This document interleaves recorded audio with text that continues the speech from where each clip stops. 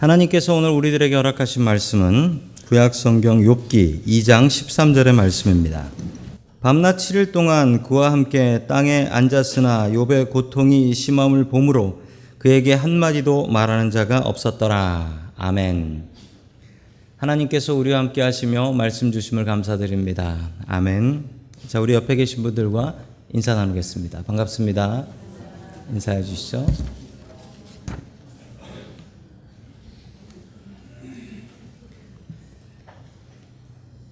자, 이유 없이 고통을 당할 때라는 제목을 가지고 하나님의 말씀을 증거하겠습니다. 전에 어떤 젊은 교인하고 같이 했던 이야기가 생각이 납니다. 그분은 젊은 나이에 병에 걸리셨습니다. 그것도 큰 병에 걸리셨어요. 제가 욥기를 가지고 위로를 해드렸습니다. 욥도 이해하지 못할 고난을 당했을 때 믿음으로 이길 수 있었습니다 라고 말씀을 했더니만 그분은 그 말이 설명이 잘 되지 않았던 것 같습니다. 그분은 이렇게 얘기하셨습니다. 하나님께서는 왜 사람한테 이유 없는 고통을 주십니까? 그리고 내가 이유 없이 고통을 당할 때 하나님은 뭐 하고 계신 겁니까? 병 주고 약 주고 하는 겁니까? 차라리 병을 주시지 마시지. 이렇게 말씀을 하시는데 그분이 워낙 그 자신의 상황에 대한 분노가 커서 뭐 더 이야기해 드릴 게 없었던 기억이 납니다. 욥기는 이 고통에 대한 책입니다. 욥기는 고통에 관한 책이에요. 욥기에는 고통을 당하는데 이게 왜 당하는지에 대한 설명은 거의 나오지 않아요. 욥은 자기가 왜 고통을 당하는지 알지 못합니다. 그러나 중요한 사실은 이 고통을 당할 때 어떻게 이 고통을 이길 수 있는가, 이것에 대해서는 분명히 욥기에서는 답을 주고 있습니다. 성도 여러분들이 당하고 있는 고난과 고통은 어떤 것들이 있습니까? 그 고난과 고통을 믿음으로 이겨나갈 수 있기를 주님의 이름으로 간절히 축원합니다. 아멘. 첫 번째, 하나님께서 우리들에게 주시는 말씀은 더 큰 믿음을 가지라라는 말씀입니다. 더 큰 믿음을 가지라. 욥은 하나님을 참 잘 믿었던 사람이었습니다. 그래서 욥기 1장 1절에는 욥에 대해서 이렇게 설명을 하고 있습니다. 우리 같이 읽습니다. 시작. 우스라는 곳에 욥이라는 사람이 살고 있었다. 그는 흠이 없고 정직하였으며 하나님을 경외하며 악을 멀리하는 사람이었다. 아멘. 우스라는 땅이라고 하는데 이 우스라는 땅이 어딘지 잘 알 수가 없습니다. 이 우스가 어딘지는 잘 알 수 없지만 확실한 것 하나는 이스라엘에는 이런 땅이 없다는 거죠. 그러므로 욥은 이스라엘 사람은 아니었던 것 같고 이방에서 살고 있었던 사람 같습니다. 자, 욥의 삶에 대해서 이렇게 성경은 설명합니다. 흠이 없었다, 정직했다, 그리고 하나님을 경외했다, 악을 멀리했다, 이런 사람으로 나오고 있죠. 자, 그런데 이 사실은 하나님께서도 인정하셔서 욥기 1장 8절에 보면 똑같이 하나님께서 욥을 설명하세요. 그것도 사탄한테. 욥은 흠이 없고 정직하고 하나님을 경외하고 악을 멀리하는 사람이다 라고 설명을 합니다. 자, 그런데 문제는 이렇게 욥을 하나님께서 사탄한테 자랑하고 나서 그러면 사탄이 욥을 한번 시험해 봅시다 라고 하며 시비를 겁니다. 즉 이 욥기의 이 흉악한 고통의 시작은 하나님의 자랑으로부터 시작했다. 그러면서 욥기를 보시면서 이런 생각하시는 분들도 계시다고 해요. 내가 예수를 믿어도 하나님의 자랑거리는 좀 되지 말아야겠다. 괜히 하나님께서 자랑하셨다, 욥처럼 될까 봐 겁난다. 이런 생각 가진 분도 계시더라고요. 그런데 염려하지 마십시오. 욥이 대표로 이런 고통을 받았지 이게 계속해서 반복되는 일은 아니라는 사실입니다. 욥이 이 시험에서 승리해서 그로 인하여 복받게 되었다라는 것으로 끝나는 이야기입니다. 자, 욥기 1장 9절의 말씀을 우리 계속해서 같이 보겠습니다. 시작. 그러자 사탄이 주님께 아뢰었다. 욥이 아무것도 바라는 것이 없이 하나님을 경외하겠습니까? 아멘. 사탄이 이렇게 도전을 합니다. 하나님이 욥한테 잘해주니까 하나님이 잘 믿는 거지, 욥한테 한번 못해보십시오. 고통 주시면 아마 하나님 경외하지 않을 겁니다 라고 이야기를 합니다. 사탄이 생각하는 믿음이 있습니다. 이 사탄이 생각하는 믿음은 복을 받기 위해서 하나님을 믿는다라는 것입니다. 여기 계신 여러분들 중에서도 나는 복받기 원하는데 라는 분들이 더 많으실 겁니다. 아니, 세상에 벌 받고 싶은 사람, 고통받고 싶은 사람이 어디 있습니까? 우리가 하나님 앞에 복받기 원하는 것은 다 누구나 마찬가지인 마음입니다. 그런데 사탄이 하는 얘기는 사람이 하나님을 믿는 이유가 오직 복만을 위해서 믿는다라는 거예요. 복 말고 다른 것을 주면은 사람들은 하나님 떠나버린다라고 이야기하는 겁니다. 자, 이게 사탄의 믿음이에요. 사탄이 생각하는 믿음은 오직 복만 받는다, 이 생각인 거죠. 우리가 진짜 믿음이 있다면 우리에게 복 아닌 다른 것이 내려도 믿고 받을 수 있습니다. 믿음이 있으면. 제가 어렸을 적에 저희 집은 중국집을 했습니다. 제 초등학교 때 중국집을 했었는데 그 중국집에 저희 집에 이제 업무 분담이 좀 있었어요. 이제 아버지께서 주방에 들어가셔서 아버지께서 요리를 주방장을 하셨고, 어머니께서는 밖에 카운터에서 돈을 세셨고 캐시어를 하셨고, 그리고 저는 가끔 배달 그릇을 찾으러 가는 일을 했습니다. 제가 초등학교 1학년 때 소풍을 가는데, 이 소풍을 가면 당연히 한국에선 김밥을 싸가지고 가잖아요. 김밥을 싸주셨는데 누가 싸주셨을까요? 주방장인 아버지가 싸주셨습니다. 김밥을 아버지께서 아주 안 예쁘게 싸주셨어요. 그리고서 저한테 물어보지도 않으시고 이렇게 말씀하셨어요. 야, 동원아, 이거 쳐서 먹으면 되게 맛있다 라고 하면서 김밥을, 못생긴 김밥을 싸주셨는데 그 김밥에다가 케첩을 쳐주셨어요. 케첩 친 김밥 드셔보셨어요? 제가 그때 케첩을 처음 봤어요. 케첩을 처음 본 거예요. 저는 피가 생각이 났습니다. 소풍 들고 가서 그 김밥을 어떻게 했을까요? 하나도 열어보지도 않고 먹지도 않고 창피해서 그냥 그대로 들고 왔어요. 저는 소풍 가서 그냥 쫄쫄 굶다 온 겁니다. 쫄쫄 굶다가. 지금도 케첩을 싫어하느냐? 저는 햄버거 먹으면 무조건 케첩 쳐서 먹습니다. 네, 바뀌었어요. 그때 몰랐으니까 안 먹었지. 지금은 먹어보니 맛있어서 저는 꼭 케첩 쳐서 먹습니다. 제가 왜 그때 안 먹었을까요? 저한테는 처음 본 거기도 하지만 그 아버지의 요리 솜씨에 대한 믿음이 없었습니다. 이건 피지, 케첩이 아닌 거예요 라는 생각이었죠. 제가 믿음이 있었으면 그 김밥 맛있게 잘 먹었을 텐데 지금 생각해보면 그건 맛이 어땠을까라는 생각이 듭니다. 하나님께서 생각하시는 믿음이 있습니다. 하나님께서 생각하시는 믿음은 무엇인지 믿음으로 받는다.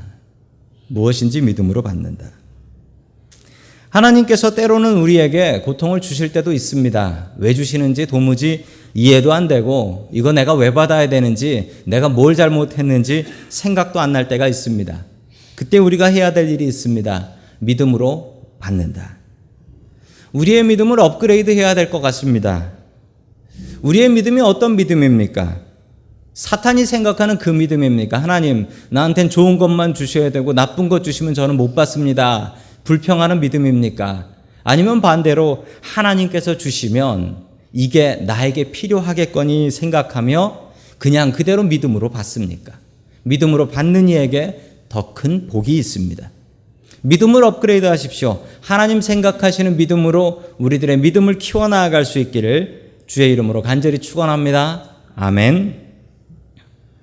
두 번째, 하나님께서 우리들에게 주시는 말씀은 믿음은 진통제다라는 말씀입니다. 믿음은 진통제다. 진통제 드셔보셨을 겁니다. 진통제를 먹으면 병이 낫습니까?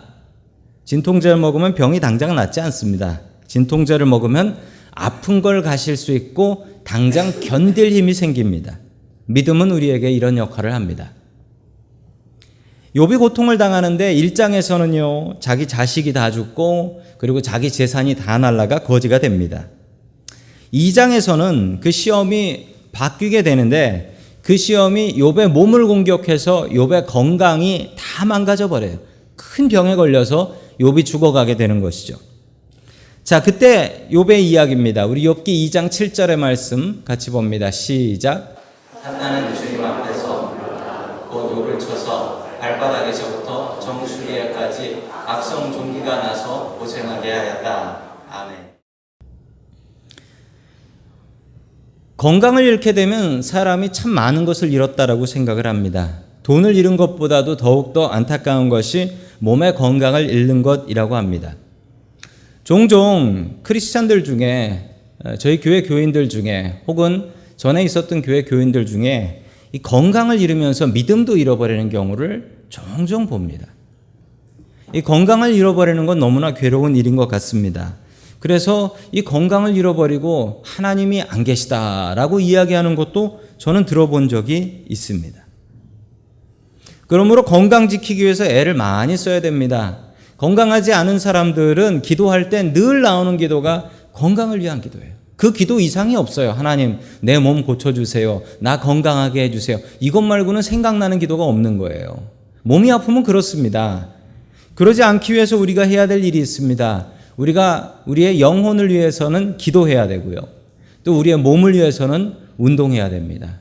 이 두 가지를 정확하게 같이 해주셔야지 우리의 영과 우리의 몸이 건강할 수 있습니다. 이 두 가지 일에 둘 다 모두 힘쓸 수 있기를 주님의 이름으로 축원합니다. 아멘.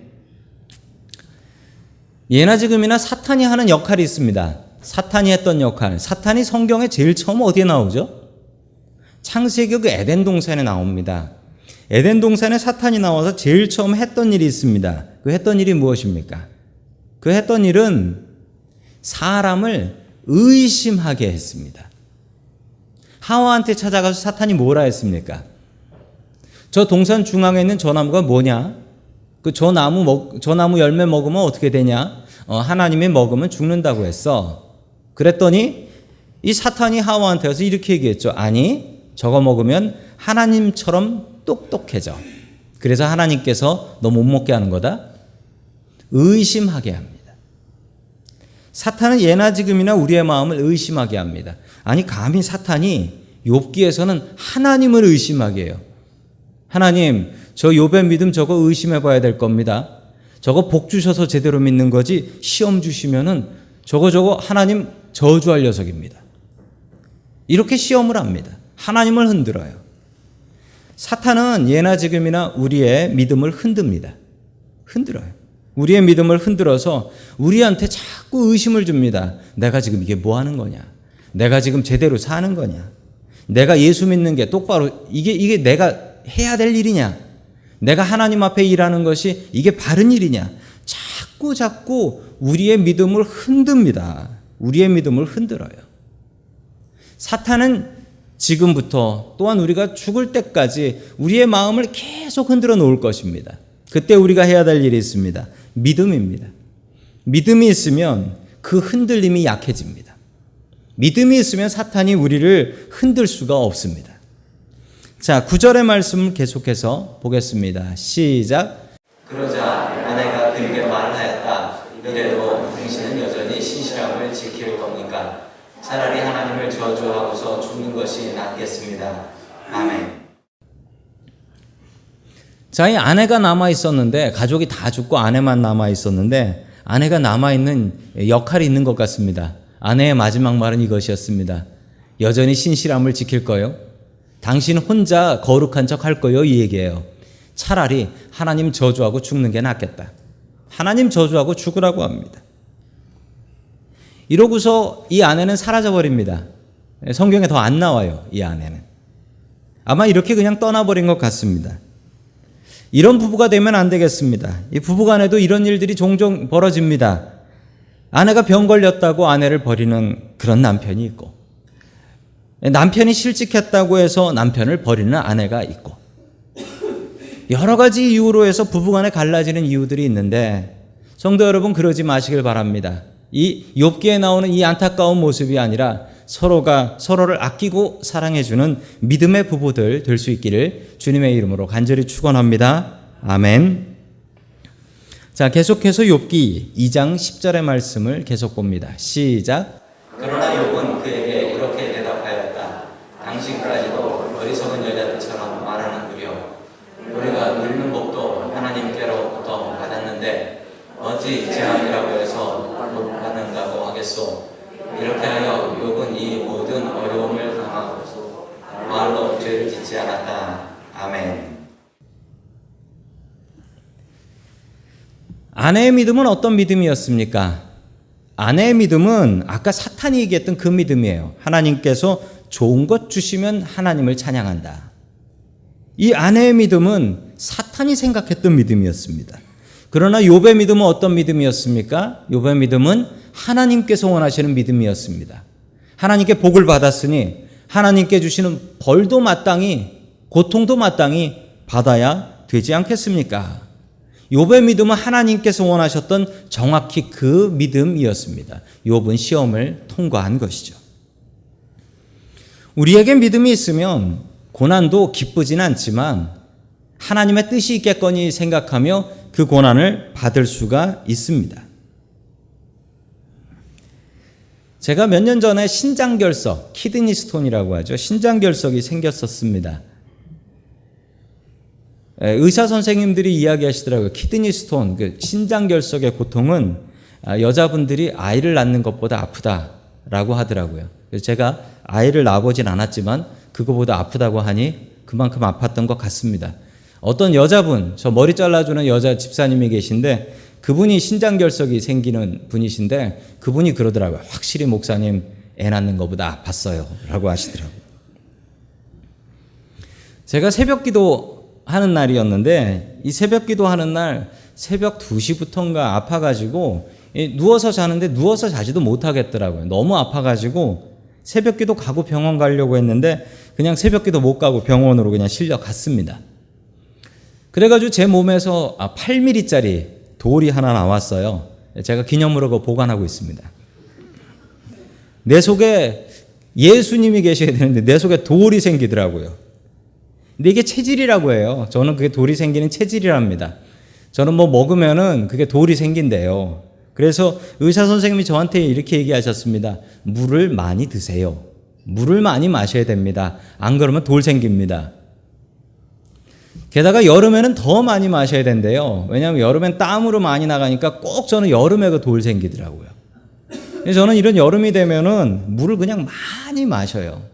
어떤 분들은 저한테 그때 돌 생겼을 때 이렇게 얘기하신 분들도 계셨습니다. 목사님, 신장결석에는 맥주를 많이 드셔야 되는데 직업상 못 드셔서 어떡합니까?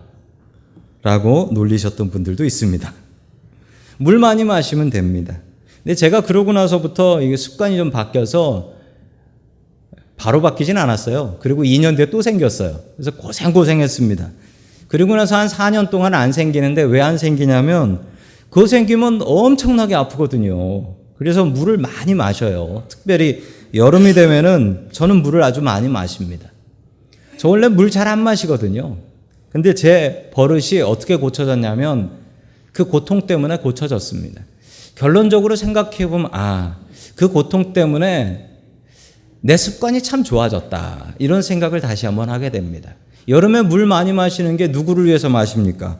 그건 뭐 저를 위해서 좋은 것 아니겠습니까? 당할 때는 그 고통이 이런 고통 왜 주시나, 예배도 못 가게 이런 고통 왜 주시나 그랬는데 지나놓고 보니까 그 고통 덕분에 저의 나쁜 버릇을 고칠 수가 있었습니다. 믿음은 진통제와 같습니다.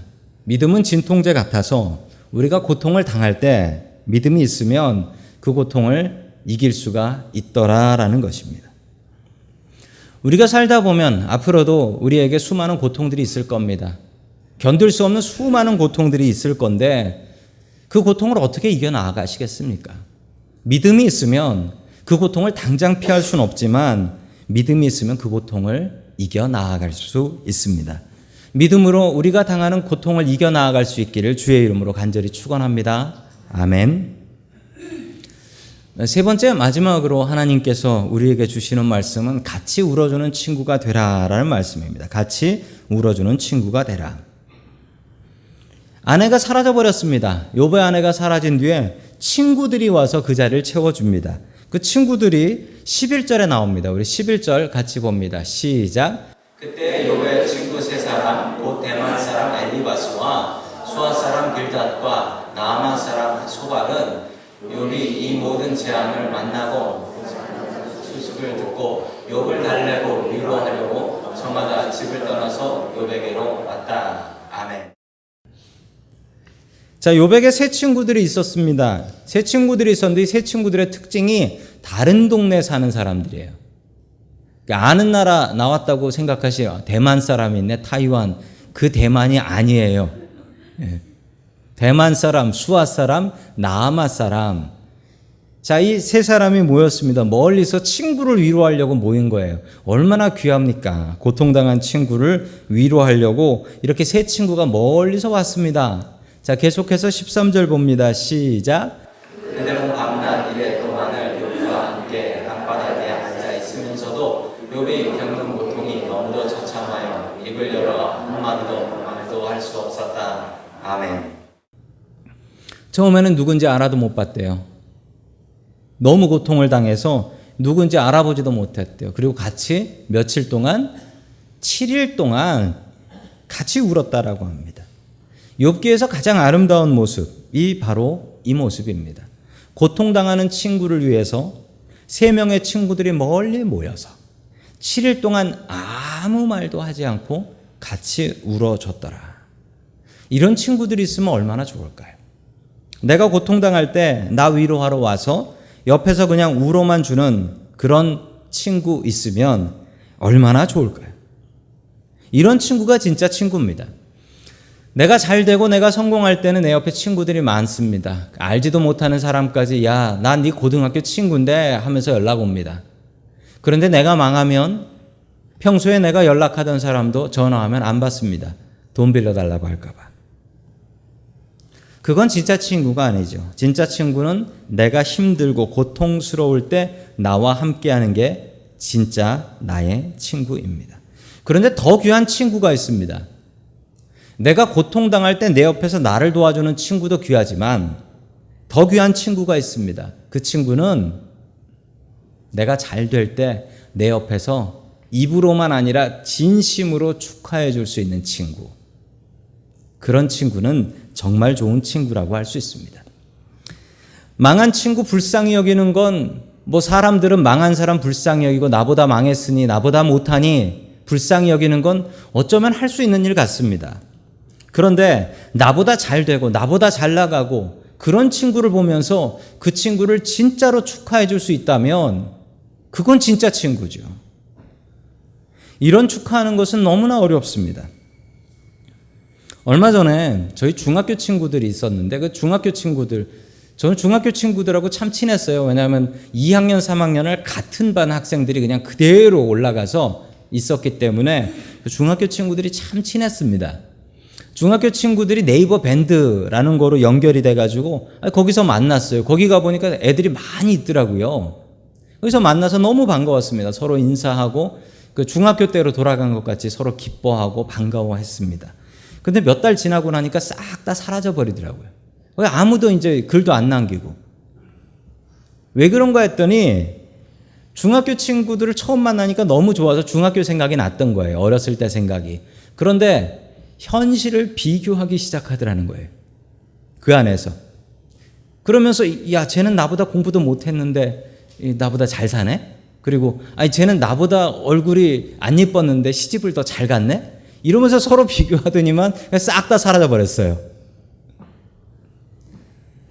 남이 안 된 거 보면서는 불쌍히 여기는 마음이 생기는데 남이 잘 된 것, 특별히 나보다 잘 된 것을 보면서 야, 정말 잘 됐다라고 축하해 주는 건 너무나 어렵습니다. 그런데 우리에게 진짜 좋은 친구 한 분이 계십니다. 바로 예수님이십니다. 예수님을 나의 친구로 삼으십시오. 욥기는 그냥 여기서 2장에서 딱 끝나버렸으면 참 아름다웠을 것 같은데 욥이 3장에서부터 불평을 합니다. 내가 태어나지 말걸. 그러니까 욥의 친구들이 그때부터 말싸움을 하는데 욥기에서 욥하고 친구들이 말싸움한 게 자그마치 35장이에요. 읽어보신 분들은 아실 거예요. 도대체 이런 게 성경에 왜 있나? 아니 위로하러 와가지고 욥하고 왜 이렇게 싸우나? 네가 죄져가지고 벌 받는 거다라고 하면서 싸워댑니다. 참 안타까운 일이에요. 주님께서 우리들에게 주신 사명이 있습니다. 기뻐하는 사람하고 같이 기뻐하고 고통당하는 자와 같이 울어주라. 이게 우리가 해야 될 일입니다. 주님께서 우리들에게 주신 사명입니다. 주님을 위해 가장 귀한 친구로 삼으십시오. 그리고 주님께서 주신 이 사명 받아서 기뻐하는 자와 같이 기뻐하고 고통당하는 자와 같이 울어줄 수 있기를 주의 이름으로 간절히 축원합니다. 아멘.